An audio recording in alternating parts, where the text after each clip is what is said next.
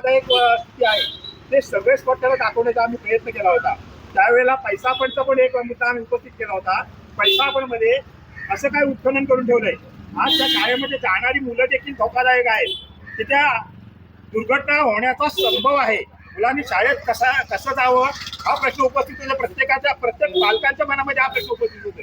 तसेच 12 नंबरची मोहरी असेल तिथे मोहरीचं बांधकाम करताना कुठल्याही प्रकारचा विचार केलेला नाही त्यांनी. संपूर्ण डोंगर माथ्यावरून येणारं जे पाणी आहे ते संपूर्ण लोकांच्या घरादारातून जात आहे. बाजारपेठेमध्ये माती जाते, लक्षात घ्या. हा, बाजारपेठे लोकांच्या दुकानातून पाणी जात आहे, घरादारातून माती जात आहे. हे उत्खनन केल्यामुळे बाजारपेठेची सगळी गटारं पूर्ण चोखट झालेली आहेत. आम्ही त्या दिवशी असं संपूर्ण आवाज उठवलेला आहे. की त्या दिवशी तिथल्या सगळ्या डिपार्टमेंटच्या लोकांना, तिथे कॉन्ट्रॅक्टर आणि डिपार्टमेंटची लोक, मी स्वतः जाऊन आपण पत्र दिलं हायवे डिपार्टमेंटला. त्यांना सांगितलं या वास्तुस्थिती पाहिजे. एसपीना पण सांगितलं आम्ही. एसपी म्हणाले लवकरात लवकर आपण हे घेऊ. पोलीस स्टेशनला निवेदन दिलं, त्यांना घेऊन आलो आम्ही. आणि तुरळपासून यांना सगळं दाखवल्या की बाबा ह्या सगळ्या ह्याच्यामध्ये तुमच्या ह्या विकासामुळं तुमचे व्यवसायच बंद झाले, तिथं मरायची वेळ आली लोकांची.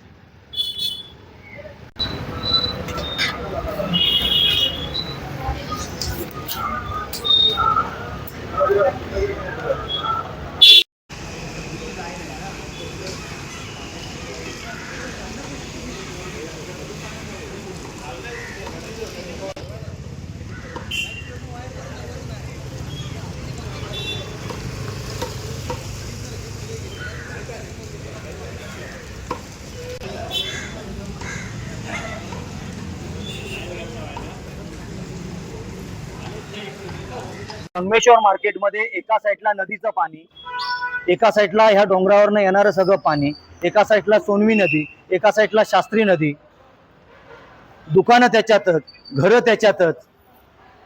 3-3 तास इथं ट्रॅफिक होतं, 2-2 तास ट्रॅफिक होतं. एक वेगळीच प्रसिद्धी इथं मिळाले की संगमेश्वरमध्ये ट्रॅफिकवालं गाव. प्रत्येक जण रस्ता शोधत असतो. आणि ह्या परिस्थितीमध्ये पाऊस पडल्यापासून वरून रस्त्याचं येणारं पाणी, ही जी उत्खनन केलेली माती आहे ही सगळी दुकानात जाते. तिकडून नदीचं पाणी येतं. दोघांचाही चिखल, फक्त चिखल काढणे आणि दुकानं साफ करणं, घरं साफ करणं एवढंच काम आहे. मुलांना शाळेत पाठवायचं नाही, दुकानात गिराईक येणार नाही, अशी परिस्थिती इथं झालेली आहे. गणपतीचा सीझन येतोय, तोही सीझन अशाच प्रकारे जातो की काय, अशी वस्तुस्थिती इथं झालेली आहे. सगळा माल काल लोकांचा भिजला, अचानकपणे मोठा पूर आल्यामुळं. आज ह्याला सगळ्याला जबाबदार हा चिखल. मोठ्या प्रमाणात पाणी दरवर्षी येतं, पण जो चिखल आला या चिखलामुळे जास्त मनस्ताप झालेला आहे. आणि हा सगळा हायवेचा चिखल इथं गेलेला आहे, याला जबाबदार हे हायवे डिपार्टमेंट आहे.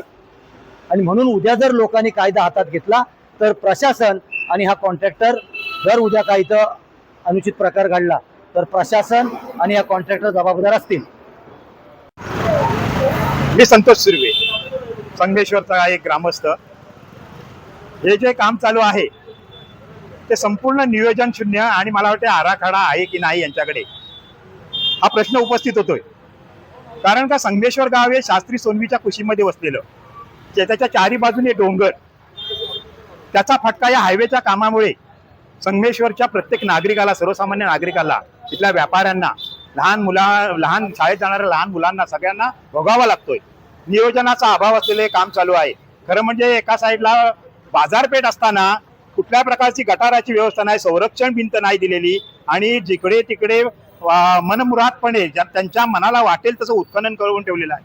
आणि त्या अशा प्रचंड उत्खननामुळे नद्या घोरल्या गेलेल्या आहेत, बाजारपेठेमधली गटारं घोरली गेलेली आहेत.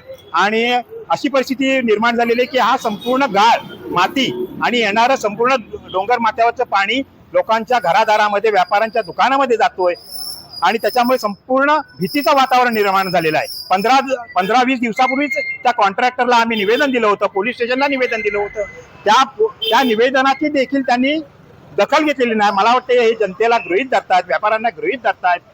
इथेच पैसा पण आहे 1 किलोमीटरवर, तिथे प्रचंड प्रमाणात उत्खनन करून ठेवलंय. मुलांना जाण्यासाठी तिथे सुरक्षित असा मार्गच राहिलेला नाही. गाड्यात जाऊन जर व्यवस्थित पास होत नसतील तर मुलांनी शाळेत जावं कसं, हा प्रत्येक पालकांच्या मनामध्ये प्रश्न उपस्थित होतोय. उद्या जर एखादी दुर्घटना घडली तर ह्याला जबाबदार कोणाला धरायचं, मोठा आहे. लोकांच्या मनामध्ये प्रचंड असंतोष आहे, खतखत आहे, राग आहे, द्वेष आहे. मग हा जो राग द्वेष लोकांच्या मध्ये दाटून राहिलाय, तो जर वेगळ्या मार्गाने जर बाहेर पडला,